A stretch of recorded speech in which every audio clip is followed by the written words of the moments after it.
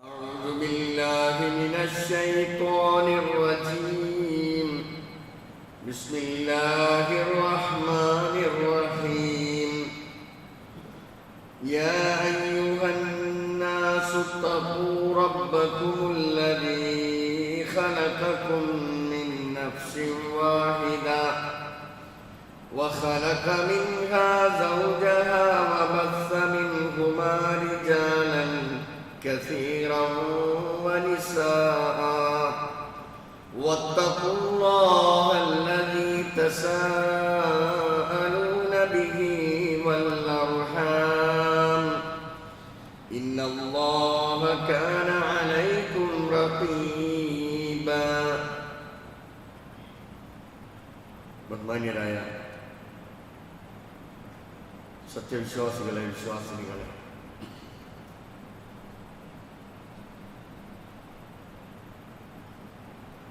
റഹ്മാനായ റബ്ബിൻ്റെ വിധിവിലക്കുകൾ പരമാവധി ജീവിതത്തിൽ പകർത്തി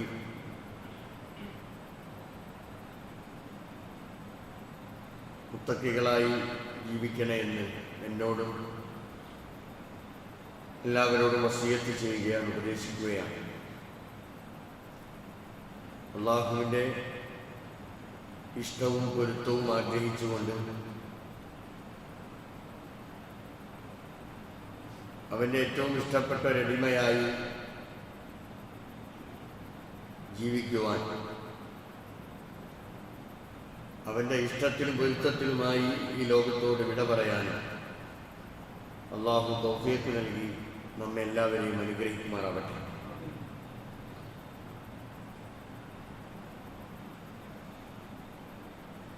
ഒരു വാഹനം അത് ഏറ്റവും സ്മൂത്തായി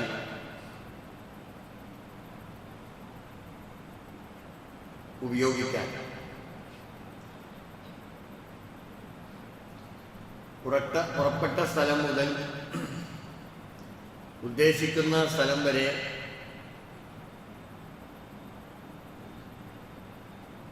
ആ വാഹനത്തെ എത്തിക്കാൻ അള്ളാഹുവിൻ്റെ അനുഗ്രഹം അനിവാര്യമാണ്. അതേപോലെ ഡ്രൈവർ ഒരു പ്രധാന ഘടകമാണ്. ആ വാഹനത്തിൻ്റെ ഡ്രൈവറാണ് ആ വാഹനത്തെ ഏറ്റവും സ്മൂത്തായി ഉപയോഗിക്കേണ്ടത്. അതേ ഡ്രൈവർക്ക് തന്നെ റോഡിൽ കാണുന്ന എല്ലാ ഗട്ടറിലും ഇറക്കി കയറ്റി വളരെ പരുഷമായ രീതിയിൽ വാഹനത്തെ ഓടിക്കാൻ ഡ്രൈവർക്ക് കഴിയും. ഇത് രണ്ടും ചെയ്യേണ്ടത് അതേ ഡ്രൈവർ തന്നെയാണ്.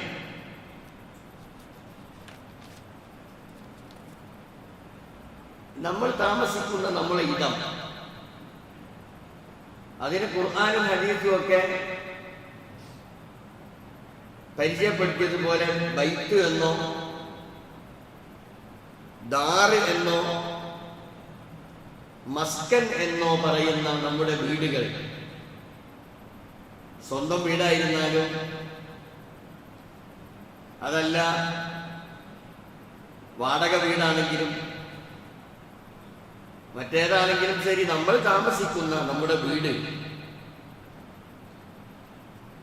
ആ വീടിന്റെ ഡ്രൈവറുണ്ട്. അത് അള്ളാഹുവും അവന്റെ പ്രവാചകൻ നിശ്ചയിച്ചതാണ് ആ ഡ്രൈവറെ. ആ വീടിന്റെ ഡ്രൈവറാണ് നമ്മുടെ ഇണ എന്ന് പറയുന്നത്, നമ്മുടെ തുണ എന്ന് പറയുന്നത്. ആ വീടിനെ നിയന്ത്രിക്കാൻ, ആ വീടിനെ ഏറ്റവും ഭംഗിയുള്ളതാക്കി തീർക്കാനും ഏറ്റവും സന്തോഷകരവും ആനന്ദകരവുമാക്കി തീർക്കേണ്ടതും ആ വീടിന്റെ ഡ്രൈവറാണ്. നബി സല്ലല്ലാഹു അലൈഹി വസല്ലമ പറഞ്ഞു വെച്ചു, അൽ മർഅതു റാഇയത്തുൻ അലാ ബൈത്തി വ ഔലാദിഹി.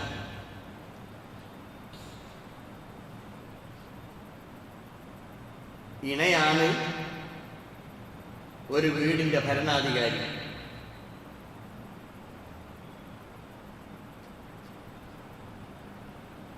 ഭർത്താവ് നിർമ്മിച്ചുണ്ടാക്കിയിട്ടുള്ള ആ വീടിന്റെ ഭരണാധികാരി ആ ഭർത്താവിന്റെ ഇണയായ ഭാര്യയാണ്. വീട് മാത്രമല്ല, മക്കളെയും സംരക്ഷിക്കേണ്ടത്, അവരെ പരിചരിക്കേണ്ടത് ആ വീട്ടിലെ ഡ്രൈവറായ ഭരണാധികാരിയായ ഭാര്യയാണ്. റബ്ബത്തുദ്ദാർ എന്നാണ് അവർക്ക് പറയുന്ന മറ്റൊരു പേര്. റബ്ബത്തുദ്ദാർ, വീടിന്റെ ഭരണാധികാരം, അതിന്റെ ഉത്തരവാദിത്തം ഏൽപ്പിക്കപ്പെട്ട ഭാര്യ ആണ് വീട് കൈകാര്യം ചെയ്യേണ്ടത്. അവിടുത്തെ ഉത്തരവാദിത്തം അവർക്കാണ് എന്ന് മുഹമ്മദ് റസൂലുള്ളാഹി സ്വല്ലല്ലാഹു അലൈഹി വസല്ലം.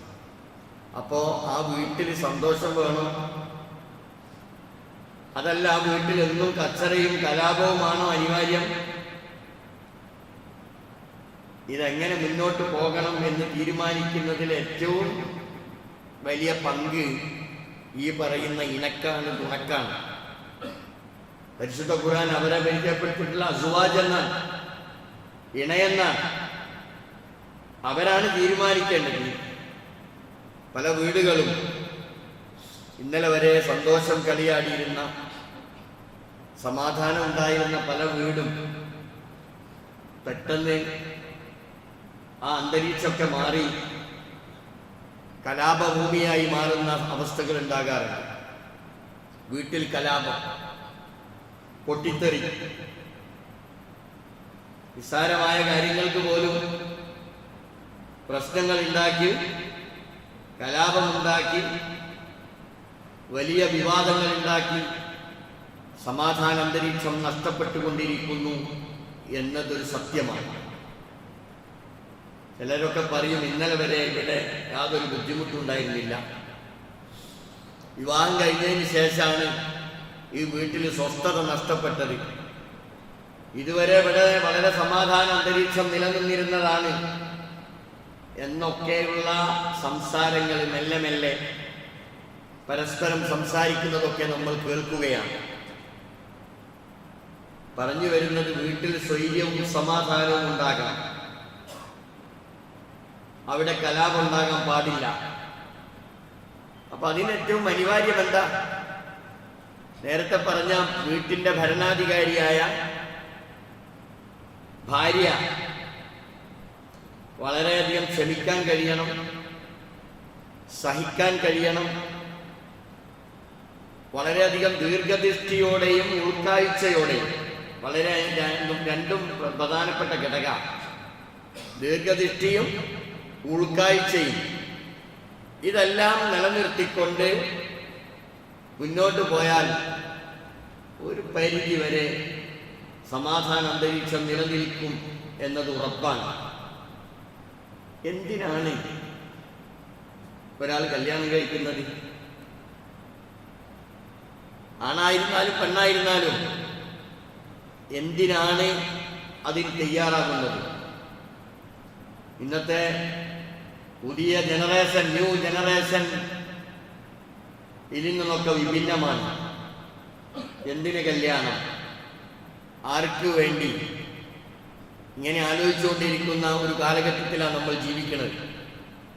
അതിന് പല കാരണങ്ങളും അവർക്ക് പറയാനുണ്ടാകും.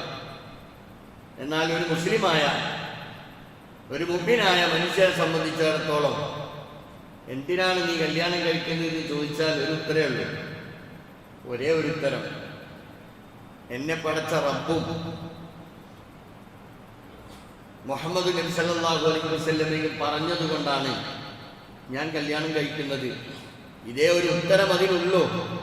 എന്തിനാണ് കല്യാണം കഴിക്കുന്നത് എന്ന ചോദ്യത്തിന് ഒരേ ഒരു ഉത്തരം: അള്ളാഹുവും പ്രവാചകനും പറഞ്ഞതുകൊണ്ടാണ് ഞാൻ കല്യാണം കഴിക്കുന്നത്. അതിൽ നിന്ന് നമ്മൾ മനസ്സിലാക്കേണ്ടത്, ഒരു മുസ്ലിമായ മനുഷ്യന് സന്യാസം പാടില്ല. ഒരു മുസ്ലിമായ മനുഷ്യന് ഇങ്ങനെ ബ്രഹ്മചാരിയായി ജീവിക്കുക, ഒരു മൃഗീയ ജീവിതം, അത് പാടില്ല എന്നത് വളരെ കൃത്യമായ ഒരു നിലപാട് ഇസ്ലാമിലുണ്ട്. അതുകൊണ്ട് റസൂലുള്ളാഹി പറഞ്ഞു, നിൽക്കുമുൽ ബാഅ, നിങ്ങൾക്ക് ജീവിതത്തിൻ്റെ ഓരോ ഘട്ടമുണ്ട്. പ്രായപൂർത്തി എന്ന് പറയുന്ന ഒരു ഘട്ടമാണ്. ആ ഘട്ടം എത്തിക്കഴിഞ്ഞാൽ പിന്നെ കല്യാണം കഴിക്കണം.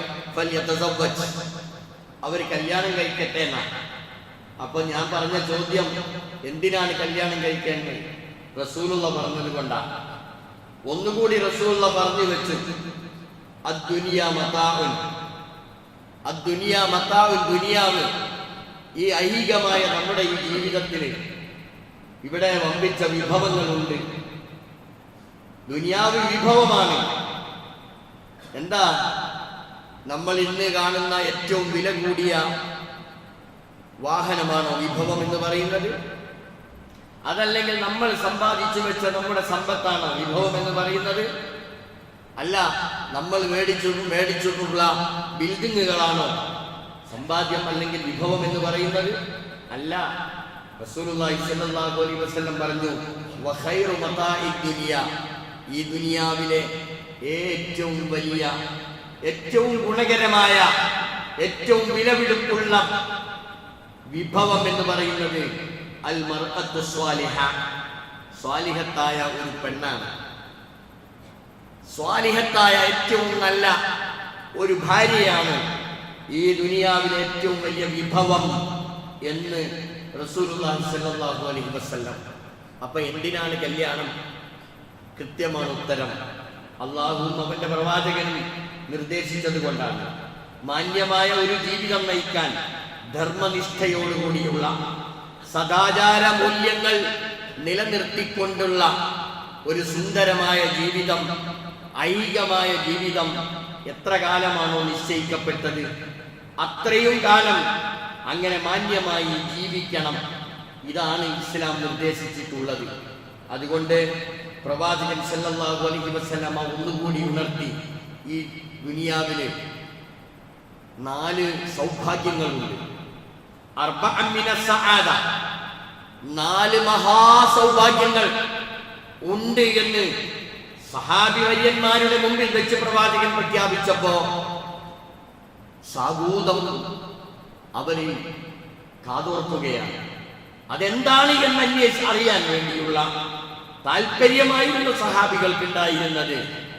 പെട്ടെന്ന് കേൾക്കുമ്പോ, എന്താണ് ഈ സൗഭാഗ്യം എന്ന് പറയുന്നത്? നമ്മളുടെ ഉമ്മയാണോ? അല്ല. നമ്മുടെ ബാപ്പയാണോ സൗഭാഗ്യം എന്ന് പറയുന്നത്? അല്ല. നമ്മുടെ ചങ്കെന്ന് പറയുന്ന, നമ്മളേറ്റവും കൂടുതൽ സ്നേഹിക്കുന്ന നമ്മളുടെ ചങ്ങാതിയാണോ, കൂട്ടുകാരനാണോ ഈ പറയപ്പെട്ട സൗഭാഗ്യം എന്ന് പറയുന്നതിൽ? അല്ല. അയൽവാസിയാണോ? അതുമല്ല. പിന്നെ സന്തോഷം കിട്ടുന്ന ഏറ്റവും വലിയ സൗഭാഗ്യം 4 എണ്ണമുണ്ട് എന്ന് പ്രവാചകൻ പറഞ്ഞു വെച്ചു. പിന്നെ പ്രവാചകൻ പറഞ്ഞു, അതിലേറ്റവും പ്രധാനപ്പെട്ടത് അൽ മർഅത്തു സ്വാലിഹ. അൽ മർഅത്തു സ്വാലിഹ നല്ല ഒരു ഇണയാണ്, നല്ല ഒരു തുണയാണ് ദുനിയാവിലെ നിങ്ങളുടെ സൗഭാഗ്യങ്ങളിൽ ഏറ്റവും പ്രധാനപ്പെട്ട സൗഭാഗ്യമെന്ന് പ്രവാചകൻ സല്ലല്ലാഹു അലൈഹി വസല്ലം. അതുകൊണ്ട് പ്രവാചകൻ സല്ലല്ലാഹു അലൈഹി വസല്ലം യുവ സമൂഹത്തോട്, കല്യാണം കഴിക്കാൻ പ്രായമെത്തുന്ന ആളുകളോട് പ്രവാചകൻ പറഞ്ഞത്, തസവ്വജു അൽ വദൂദ അൽ വലൂദ, നിങ്ങൾ കല്യാണം കഴിക്കണം. ആരെയാണ് കല്യാണം കഴിക്കേണ്ടത്? അൽ വദൂദ, സ്നേഹനിധിയായ ഒരു ഇണയെ തിരഞ്ഞെടുക്കണം. അങ്ങേയറ്റം സ്നേഹം സമ്പന്നയായ ഒരു ഇണയെയാണ് നിങ്ങൾ തിരഞ്ഞെടുക്കേണ്ടത്. രണ്ടാമതാണ് പരമ്പര നിലനിർത്തണം എന്ന് പ്രവാചകൻ പറഞ്ഞത്.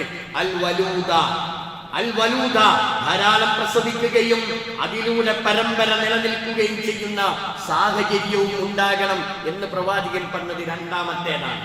ഒന്നാമത്തേത് പറഞ്ഞത് സ്നേഹനിധിയായ, സ്നേഹസമ്പന്നയായ ഒരു ഇണയെ തിരഞ്ഞെടുക്കണം എന്നാണ്. തുങ്കഹുൽ മർഅതു ലി അർബഈൻ, പല കാരണങ്ങൾ വെച്ചുകൊണ്ടും പല കാര്യങ്ങൾക്ക് വേണ്ടിയും വിവാഹം ചെയ്യപ്പെടാറുണ്ട്. അത് മതനിഷ്ഠയുള്ളവനെ തിരഞ്ഞെടുക്കാൻ, മതബോധമുള്ളവനെ അന്വേഷിക്കാൻ പരസ്പരം തയ്യാറാകണമെന്നുകൂടി പരിശുദ്ധ ഇസ്ലാം വെച്ചു. ഇവിടെ നമ്മൾ അറിയേണ്ടത്, ഇവിടെ നമ്മൾ മനസ്സിലാക്കേണ്ടത് ഏറ്റവും നല്ല സൗഹാർദ്ദമായ സ്നേഹസമ്പന്നമായ ഒരു അന്തരീക്ഷം നിലനിൽക്കണമെങ്കിൽ നമ്മുടെ കുടുംബത്തിന് പവിത്രതയുണ്ടാകണം. പവിത്രതയുള്ള ഒരു കുടുംബമാകണം. അതേപോലെ തന്നെ അത് നിലനിൽക്കാൻ ഏറ്റവും പരിശുദ്ധമായ ബന്ധങ്ങളും നിലനിൽക്കേണ്ടതുണ്ട്. ഇത് രണ്ടിന്റെയും അനിവാര്യതയാണ് നമ്മൾക്ക് ബോധ്യപ്പെടേണ്ടത്. നമ്മൾക്ക് അവിടെയാണ് കൃത്യമായ ഒരു സന്തോഷവും ഒരാനന്ദവും കളിയാടണമെങ്കിൽ നമ്മുടെ വീട്ടിലേക്ക് വരുന്ന നമ്മുടെ ഇണ എന്ന് പറയുന്നത് അത് സ്നേഹസമ്പന്നമായിരിക്കണം. അത് മതനിഷ്ഠയുള്ളതായിരിക്കണം. എങ്കിലേ അത് രൂപപ്പെടുകയുള്ളൂ. പ്രത്യേകിച്ച് നമ്മുടെ കൂടെ നിൽക്കണം, ചേർന്നു നിൽക്കണം. സന്തോഷത്തിൽ മാത്രമല്ല ചേർന്ന് നിൽക്കേണ്ടത്, സന്താപവേളയിലും ചേർന്ന് നിൽക്കേണ്ടതുണ്ട്. ഒരുപാട് പ്രവാസലോകത്ത് ജീവിച്ച പലരുടെയും സംസാരങ്ങളും അവരുടെയൊക്കെ അനുഭവങ്ങളും പലപ്പോഴും പറയാറുണ്ട്. ഒരുപാട് സന്ദർഭങ്ങൾ സാമ്പത്തിക രംഗത്ത് മെച്ചമുണ്ടായിരുന്ന ഘട്ടം, അവിടെ നിന്ന് താഴോട്ട് ഇറങ്ങി വരുമ്പോ അത് സഹിക്കാൻ കഴിയാത്ത തന്റെ കൂടപ്പിറപ്പ്, അതുകൊണ്ടുണ്ടാകുന്ന കലാപങ്ങളും പ്രശ്നങ്ങളും സങ്കീർണമായ അവസ്ഥകളും ഒക്കെ പലപ്പോഴും പറയാറുണ്ട്. സൂചിപ്പിക്കുന്നത് ഒരു നല്ല സ്ത്രീ എന്ന് പറയുന്നത് എല്ലാ ഘട്ടത്തിലും തന്റെ ഭർത്താവിനെ മനസ്സിലാക്കാൻ കഴിയണം. സന്തോഷവേളകൾ അത് ഉൾക്കൊള്ളാൻ കഴിയണമെന്ന് മാത്രമല്ല, പ്രയാസപ്പെടുന്ന അവസരങ്ങളെ കുറിച്ച് കൂടി തന്റെ സഹധർമ്മിണിക്ക് അതറിയാൻ കഴിയണം. അവളാണ് മർഅത്തു സ്വാലിഹ എന്ന് പറയുന്നത്. അത് നമ്മൾ നേരത്തെ തന്നെ പറഞ്ഞ് പഠിപ്പിച്ച് ബോധ്യപ്പെടുത്തി കൊടുക്കാൻ ഏതൊരു ഭർത്താവിനും ബാധ്യതയുണ്ട് എന്നറിയണം. ഒരിക്കൽ ഒരു മനുഷ്യൻ ഒരാൾ വന്നുകൊണ്ട് പറഞ്ഞു, ഉസ്താദേ, എന്റെ ഭാര്യയ്ക്ക് വേണ്ടി പ്രാർത്ഥിക്കണം, എന്റെ ഭാര്യയ്ക്ക് വേണ്ടി നിങ്ങൾ പ്രാർത്ഥിക്കണം. കണ്ണിൽ നിന്ന് ഇങ്ങനെ കണ്ണുനീരിങ്ങനെ വരുന്നുണ്ട്. അതിടക്ക് അദ്ദേഹം ഇങ്ങനെ തുടക്കുന്നുണ്ട്. ഇത് പറയുമ്പോൾ എന്റെ ഭാര്യയ്ക്ക് വേണ്ടി പ്രാർത്ഥിക്കണം. എന്നിട്ട് പറയാണ് അദ്ദേഹം, ഉസ്താദേ, അവൾക്ക് നല്ല വേദനയുണ്ട്. അവൾ ഒരിക്കലും വേദന പ്രകടിപ്പിക്കുകയല്ല. അവൾ വല്ലാതെ മാനസികമായി സഹിക്കാൻ കഴിവുള്ളവളാണ്. എന്നാലും അവൾക്ക് വേദനയുണ്ട് ഉസ്താദേ, അവൾക്ക് വേണ്ടി പ്രാർത്ഥിക്കണം എന്നാവശ്യപ്പെടുന്ന ഒരു സഹോദരൻ. അദ്ദേഹം വീണ്ടും പറയാ, ഞാൻ വല്ലാതെ പ്രയാസപ്പെട്ട് 10 വർഷത്തോളം കിടന്ന ഒരു സമയമുണ്ടായിരുന്നു. എന്റെ ആ പ്രയാസ സമയത്ത് എന്നെ നന്നായി പരിചരിച്ച, എന്നോട് ചേർന്ന് നിന്ന് എന്റെ സന്തോഷത്തിലും പ്രയാസത്തിലും എല്ലാം പങ്കുചേർന്ന എന്റെ ഭാര്യ, ആ ഭാര്യ വല്ലാതെ വേദന അനുഭവിക്കുന്നുണ്ട് അവളുടെ രോഗം കൊണ്ട്. അതുകൊണ്ട് ഉസ്താദേ, എന്റെ ഭാര്യയ്ക്ക് വേണ്ടി പ്രാർത്ഥിക്കണം. ഇത് പറയുമ്പോൾ അയാളുടെ കണ്ണിൽ നിന്ന് ഇങ്ങനെ കണ്ണുനീര് പൊടിയുന്നുണ്ട്. ആ കണ്ണുനീര് പൊടിയുന്ന ആ കണ്ണുനീരിന്റെ പേരാണ് അൽ മർഅത്തു സ്വാലിഹ. ആ കണ്ണുനീരിന്റെ പേരാണ് അൽ മർഅത്തു സ്വാലിഹ. ഏറ്റവും നല്ല ഒരു പെണ്ണ് എന്ന് പറയുന്നത് അതാണ് എന്ന് നമ്മൾ അറിയണം. ഇവിടെയാണ് ഒരു വിശ്വാസിയെ സംബന്ധിച്ചിടത്തോളം നമ്മുടെ ജീവിതം എങ്ങനെയായിരിക്കണം എന്ന് നമ്മൾ തിരഞ്ഞെടുക്കേണ്ടതും നമ്മൾ ചിട്ടപ്പെടുത്തേണ്ടതും.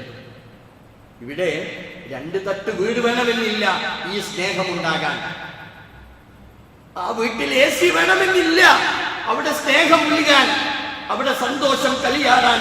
അവിടെ AC വേണ്ട. ഭാര്യയും ഭർത്താവും 2 പേരും പരസ്പരം AC ആയാൽ മതി.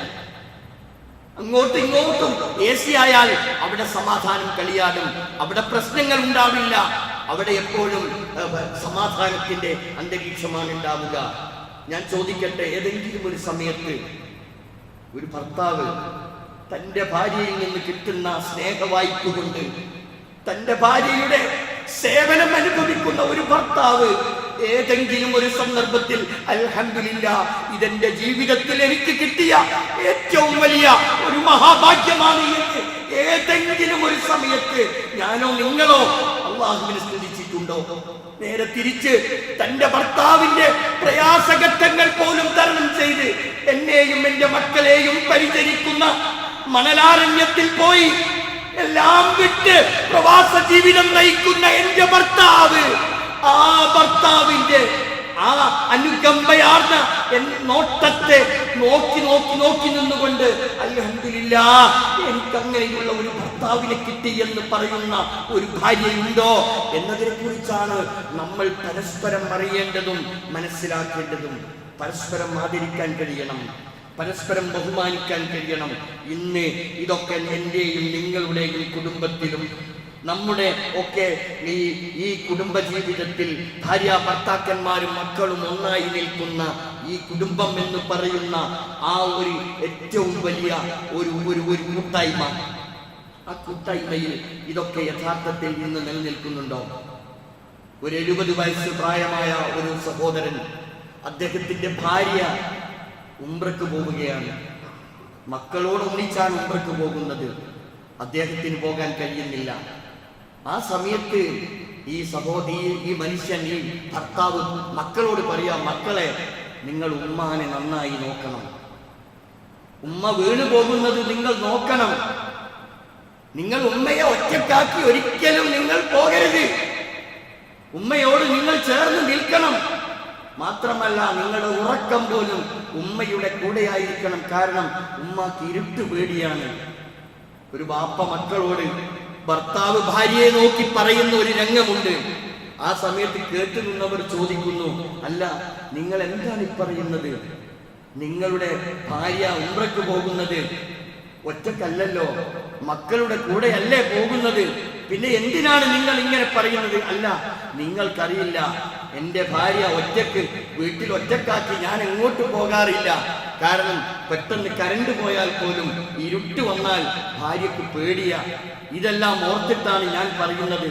അങ്ങനെ ഉംറയ്ക്ക് പറഞ്ഞയച്ച ഈ ഭർത്താവ് 14 ദിവസം വരെ വീട്ടിൽ ഇങ്ങനെ കഴിയുക. എന്നാണ് വരിക? വരുന്നതും കാത്തിരിക്കുന്ന ആ ഒരു മാനസികമായ വേദനയോടെയും അതിലേറെ സന്തോഷത്തോടെയും ഇരിക്കുന്ന ഒരു ഭർത്താവ്, ആ ഭാര്യയെ പ്രതീക്ഷിച്ചിരിക്കുന്ന ആ ഭർത്താവിന്റെ മനസ്സിന്റെ നൊമ്പരമുണ്ടല്ലോ, ആ നൊമ്പരത്തിന്റെ പേരാ അൽ മർഅത്തു സാലിഹ. ഏറ്റവും നല്ല പെണ്ണ് എന്ന് പറയുന്നത് ആ നൊമ്പരത്തിന്റെ പേരാ. ഇവിടെയാണ് നമ്മൾ അറിയേണ്ടത്, പരസ്പരമുള്ള സ്നേഹത്തിന്റെ, ആദരവിന്റെ, ബഹുമാനത്തിന്റെ അതിന് തുല്യതയില്ല എന്ന് നമ്മൾ അറിയണം. അങ്ങനെയുള്ള ഒരു സ്നേഹബന്ധം ഇന്ന് നിലനിൽക്കുന്നുണ്ടോ? നമ്മുടെയൊക്കെ കുടുംബത്തിൽ അങ്ങനെയൊക്കെ ഉണ്ടോ? ഒരു ശാന്തമായ അന്തരീക്ഷം, നമ്മുടെ വീടിന്റെ അകത്തളങ്ങൾ അങ്ങനെയുള്ള പരസ്പരം അറിഞ്ഞും പരസ്പരം സഹകരിച്ചുമൊക്കെയാണോ നമ്മുടെ വീട് നിലനിൽക്കുന്നത്? നമ്മുടെ കുടുംബം അങ്ങനെയാണോ? പവിത്രമാണോ നമ്മുടെ കുടുംബം? പരസ്പരമുള്ള ബന്ധങ്ങൾ അത് വളരെ ശക്തമാണോ? നമ്മൾ അറിയണം. ومن آياته أن خلق لكم من أنفسكم أزواجا لتسكنوا إليها وجعل بينكم مودة ورحمة. അല്ലാഹുവിന്റെ ഒരുപാട് ദൃഷ്ടാന്തങ്ങളെ എണ്ണി എണ്ണി എണ്ണി എണ്ണി പറഞ്ഞതിന് ശേഷം അല്ലാഹു സൂറത്ത് റൂമിൽ പറയാ, വമിൻ ആയാതിഹി, അല്ലാഹുവിന്റെ അപാരമായ ദൃഷ്ടാന്തത്തിൽ പെട്ടതാണ് അൻ ഖലഖ ലക്കും, നിങ്ങൾക്ക് വേണ്ടി അവൻ സൃഷ്ടിച്ചു തന്നു എന്നത്. മിൻ അൻഫുസിക്കും, വേറെ ഏതോ ഒരു വിഭാഗത്തിൽ നിന്നല്ല, നിങ്ങളിൽ നിന്ന് തന്നെയുള്ള ഒരു കുടുംബമാണ് രൂപപ്പെടുന്നത്. അവിടെയാണ് നിങ്ങൾ അറിയേണ്ടത്, നിങ്ങളിൽ നിന്ന് തന്നെയുള്ള ഒരു ഇണയെയാണ് അല്ലാഹു നിങ്ങൾക്ക് സംവിധാനിച്ചിട്ടുള്ളത്. അതിലൂടെ നിങ്ങൾക്ക് സമാധാനമുണ്ടാകാനാ, നിങ്ങൾക്ക് അവിടെ ഒരു പ്രശ്നമുണ്ടാകാനല്ല. മസ്കൻ എന്ന പ്രയോഗമാണ് വീടിന്, അതാ നിലക്കുള്ള ഒരു കുടുംബം ഒത്തുചേരുന്ന വീടിന് ഖുർആൻ പ്രയോഗിച്ചിട്ടുള്ളത് എന്നുകൂടി നമ്മൾ അറിയണം. അവിടെയാണ് ജ്യേഷ്ഠനും അനുജനും തമ്മിൽ ഒന്നിച്ച് താമസിക്കുന്നുണ്ടെങ്കിൽ അവിടെ പരസ്പരം ജ്യേഷ്ഠത്തെയും അനുജത്തെയും ഒന്നിച്ച് താമസിക്കുമ്പോൾ പരസ്പരം മിണ്ടായ്മയും പരസ്പരം ചേർന്ന് നിൽക്കായ്മയും പരസ്പരം അങ്ങോട്ടും ഇങ്ങോട്ടും ചെളിവേറിയേറുകയും ചെയ്യുന്ന ഒരു ചുറ്റുപാടും സാഹചര്യവും ഒക്കെ നമ്മുടെ വീടിന്റെ അകത്തളങ്ങളിൽ ഉണ്ടോ? നമ്മൾ കൃത്യമായും ആലോചിക്കണം. നരകതുല്യമായ ഒരു ജീവിതം വീടുകളിൽ കിടന്നുറങ്ങാൻ മനസ്സമാധാനം നഷ്ടപ്പെട്ട് പള്ളികളുടെ കോലായിൽ അഭയം തേടുന്ന ആളുകൾ പോലും ഉണ്ട് നമ്മുടെയൊക്കെ രാജ്യത്ത് എന്ന് നമ്മൾ അറിയണം. കിടന്നുറങ്ങാൻ പറ്റുന്നില്ല, വീട്ടിലേക്ക് കയറി ചെല്ലുമ്പോൾ വലിയ പ്രശ്നങ്ങൾ ഉണ്ടാകുന്നു, പ്രയാസങ്ങൾ ഉണ്ടാകുന്നു. ആ ഒരു അന്തരീക്ഷം ഉണ്ടോ, നിലനിൽക്കുന്നുണ്ടോ? നമ്മൾ ഒന്ന് ആലോചിക്കേണ്ടതുണ്ട്. വളരെ കൃത്യമായും ഇടപെടലുകൾ നടത്തിയിട്ട് അവിടെ നമ്മൾ സമാധാന അന്തരീക്ഷം ഉണ്ടാകണം. കുടുംബബന്ധം ചേർക്കുക, ബന്ധങ്ങൾ നിലനിർത്തുക എന്നത് അത് സ്വർഗം ലഭിക്കുന്ന കാര്യമാണല്ലോ. ലാ യദ്ഖുലുൽ ജന്നത ഖാതിഉൻ, കുടുംബബന്ധം വിച്ഛേദിക്കുന്നവൻ സ്വർഗത്തിന്റെ വാസന പോലും കിട്ടൂല. സ്വർഗത്തിൽ പ്രവേശിക്കൽ പോയിട്ട് സ്വർഗത്തിന്റെ മണം പോലും കിട്ടുകയില്ല എന്ന് ഹദീസുകളിൽ കാണാം. അതുമാത്രമല്ല, നിങ്ങളിൽ ഏറ്റവും നല്ലവനാരാ? നിങ്ങളെ കുടുംബത്തോട് നിങ്ങളിൽ ഉത്തമൻ എന്ന് പറയുന്നത് നിങ്ങളെ കുടുംബത്തോട് നിങ്ങൾ മാന്യമായി പെരുമാറുന്നവനാ. ചില ആളുകളുണ്ട് അങ്ങാടിയിൽ വളരെ നല്ലവനാ, എന്താ ഉഷാറ്, ആരോട് ചോദിച്ചാലും ഓ അദ്ദേഹം ഓക്കെയാണ്, അദ്ദേഹം റെഡിയാണ്, ഇന്നലെ വിളിച്ചല്ലോ എന്താ എന്നൊക്കെ പറഞ്ഞിങ്ങനെ മൊഞ്ചു പറയും. വീട്ടിലെത്തിയാൽ ഇതുപോലെ ഒരു ക്രൂരമായ സ്വഭാവത്തിന്റെ ഉടമയായി മാറുന്നവരുണ്ട്. അതാ നബി സല്ലല്ലാഹു അലൈഹി വസല്ലം പറഞ്ഞ്, നിങ്ങളെ മൊഞ്ചല്ല, നിങ്ങളുടെ ഭംഗിയല്ല, നിങ്ങളുടെ വേഷഭൂഷാദികളല്ല, ഖിയാറുക്കും ലിഅഹ്ലിഹി, നിങ്ങളെ കുടുംബത്തോട്, സഹധർമ്മിണിയോട്, മക്കളോട് ഏറ്റവും മാന്യമായി പെരുമാറുന്നവനാണ് നിങ്ങളിൽ ഉത്തമൻ എന്ന് പറഞ്ഞു വെച്ചു. പിന്നെ ഒരു കാര്യം, ഒറ്റക്കല്ല, നമ്മൾ ഒന്നിച്ചൊന്നായി സ്വർഗത്തിലേക്ക് പോകണം. ഇതാണ് ഖുർആൻ നമ്മെ ബോധ്യപ്പെടുത്തുന്നത്. സ്വന്തം പോകാനല്ല ഖുർആൻ നമ്മളോട് പറഞ്ഞത്.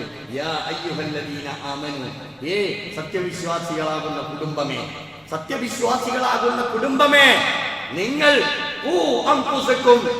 നിങ്ങളെ സൂക്ഷിക്കണം, വഅഹ്ലീകും, നിങ്ങളെ വീട്ടുകാരെയും സൂക്ഷിക്കണം, നരകത്തെ തൊട്ട് നിങ്ങൾ കാക്കണം. അതാ പറയുന്നത്, നരകത്തെ തൊട്ട് നിങ്ങൾ മാത്രമല്ല നിങ്ങളുടെ വീട്ടുകാരെയും നിങ്ങൾ സൂക്ഷിക്കണം എന്ന് ഖുർആൻ പറഞ്ഞു വെച്ചത് കൊണ്ടാ. അപ്പൊ ഒന്നിച്ചൊന്നായി സമാധാനത്തോടുകൂടി ശാന്തമായി സ്വർഗത്തിലേക്ക് അടുക്കണ്ടേ? അതിനുവേണ്ടിയുള്ള വഴികളാണ് നമ്മൾ ആരായേണ്ടത്. കലാപം ഭൂമിയായി, കലാപ ഏരിയകളാക്കി അതിനുള്ള സാധ്യതകൾ ഉണ്ടാക്കുന്നതിന് പകരം സമാധാനത്തിന്റെ, ശാന്തതയുടെ, എളിമയാർന്ന ജീവിതത്തിന്റെ ഉടമകളായി നമ്മൾ മാറിയാൽ അവിടെ സന്തോഷമുണ്ടാകും. അങ്ങനെ നമ്മുടെ കുടുംബം പവിത്രമാകും, നമ്മുടെ ബന്ധങ്ങൾ അത് ഏറ്റവും നല്ലതായി തീരും. അള്ളാഹു നമ്മെ അനുഗ്രഹിക്കുമാറാകട്ടെ.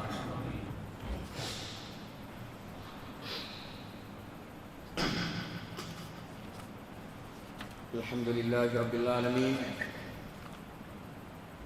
വസല്ലല്ലാഹു അലൻ നബിയിൽ കരീം وعلى آله وصحبه أجمعين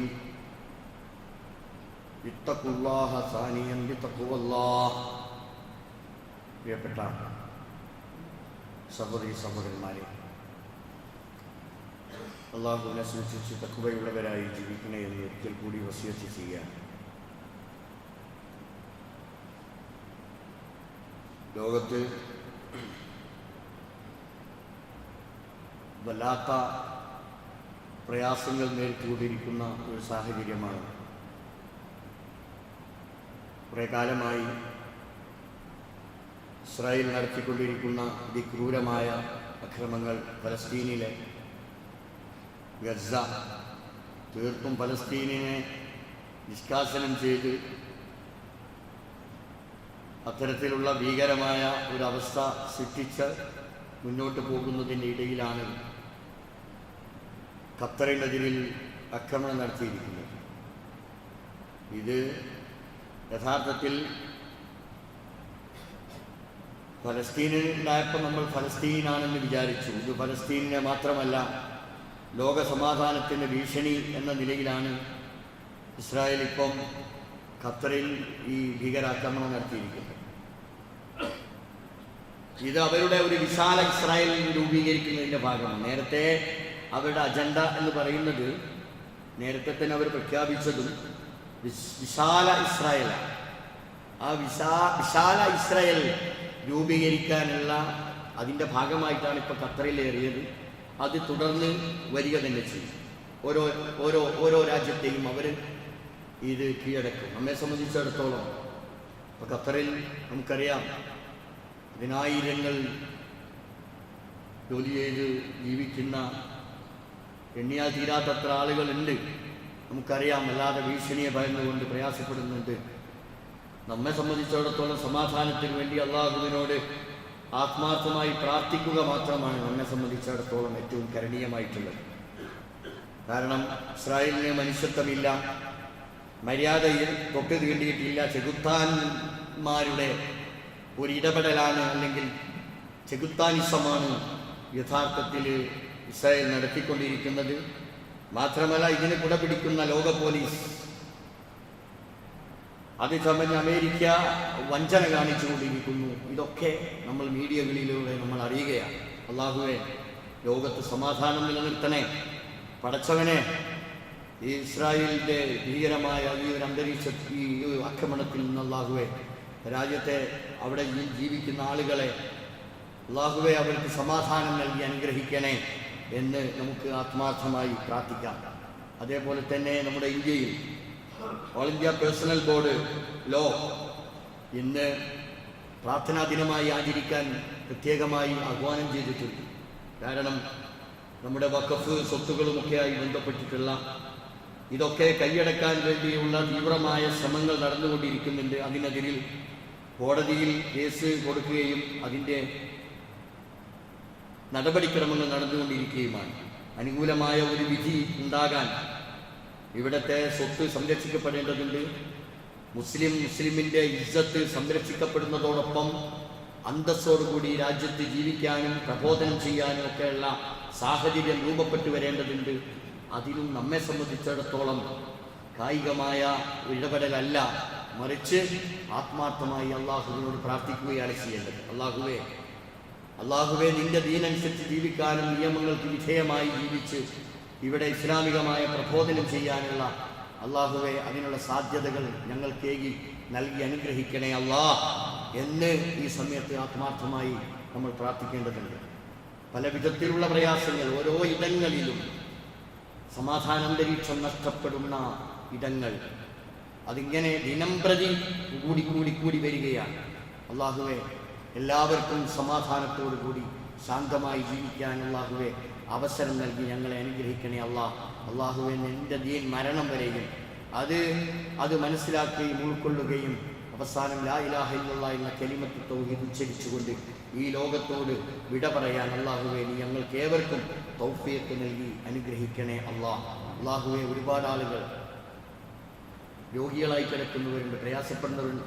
നമുക്കറിയാം, കേരളത്തിൻ്റെ മുഖ്യമന്ത്രിയായിരുന്ന CS മുഹമ്മദ് കോയ സാഹിബ്, അദ്ദേഹത്തിൻ്റെ മകൻ MK മുനീർ ചെറിയ പ്രായം, വെന്റിലേറ്ററിലാണ്, വളരെ പ്രയാസത്തിലാണ്, അപകടകരമായ അവസ്ഥയിലാണ് അദ്ദേഹം എന്നറിയാൻ കഴിഞ്ഞു. ഇങ്ങനെ പേരെടുത്ത് പറയുന്ന പലവിധ ആളുകളും പല വിധത്തിലുള്ള രോഗങ്ങൾ കടിമപ്പെട്ടുകൊണ്ട് ആശുപത്രികളിലും വീടുകളിലുമൊക്കെ കഴിഞ്ഞുകൂടുന്നുണ്ട്. അള്ളാഹുവെ, അദ്ദേഹത്തിന് എത്രയും വേഗം അദ്ദേഹത്തിൻ്റെ അസുഖത്തിന് ഭേദം നൽകി ജീവിതത്തിലേക്ക് തിരിച്ചു വരാൻ അള്ളാഹുവേ നീ കനിയണേ റബ്ബേ.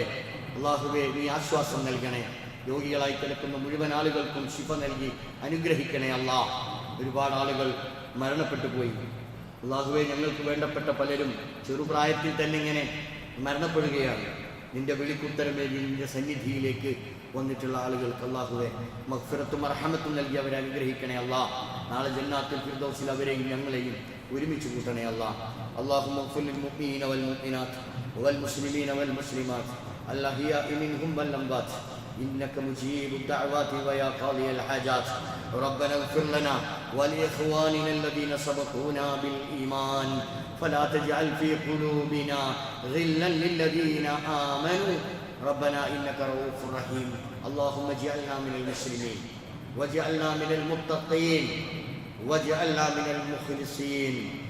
اللهم مقلب القلوب ثبت قلوبنا على دينك. اللهم مصرف القلوب صرف قلوبنا على طاعتك.